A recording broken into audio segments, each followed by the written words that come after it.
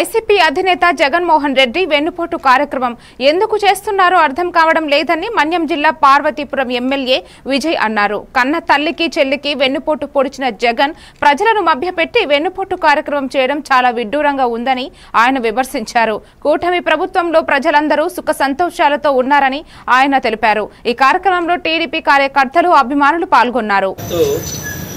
Opposition ఎలగలేదు, opposition పిలవలేము.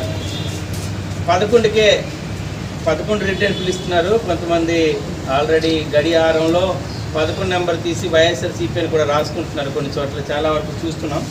అవన్నీ పక్కన పెడితే వెన్నుపోటు దినంగా వాళ్ళు ప్రకటించుకున్నారు. ఎంత దారుణం అండి! ప్రజలు స్వచ్ఛందంగా పిలిపించారు. రాజ్యాంగబద్ధంగా ఎలక్షన్ జరిగాయి. వ్యవస్థలు అన్నీ కూడా ఆయన మేనేజ్ చేస్తే జరిగిపోతాయి అనుకున్నాడేమో.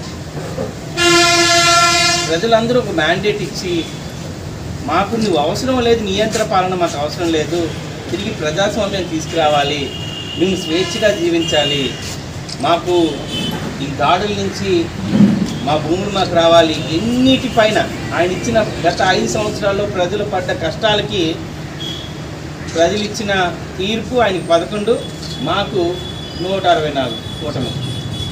అది తట్టుకోలేక ఏమవుతుందో తెలియదు. ఫ్రస్ట్రేషన్ ఏం మాట్లాడుతున్నారో తెలీదు. అధ్యక్షులు జగన్మోహన్ రెడ్డి గారు, ఆ పార్టీ అధ్యక్షులు ప్రతిదీ గమనిస్తూ ఉన్నారు. వెన్నుపోటుకి care of address YSRCP party, Jaganmohan Reddy. ఎందుకంటే రాజారెడ్డి మీరు అందరూ గమనించి ఉంచుంటారు.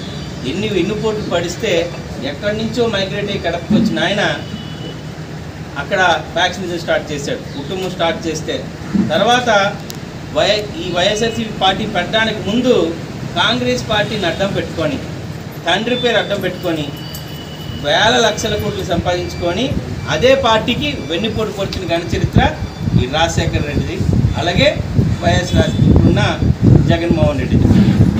అంతా అయిపోయిన తర్వాత సొంత తల్లిని, సొంత చెల్లిని ఇంటి నుంచి బయటికి పెట్టి రక్త సంబంధానికి కూడా వెన్నుపోటు పొడిచాడు ఈ జగన్మోహన్ రెడ్డి. ఇంతేకాకుండా ఎస్సీలు బీసీలు రావాల్సిన, రాజ్యాంగబద్ధంగా రావాల్సిన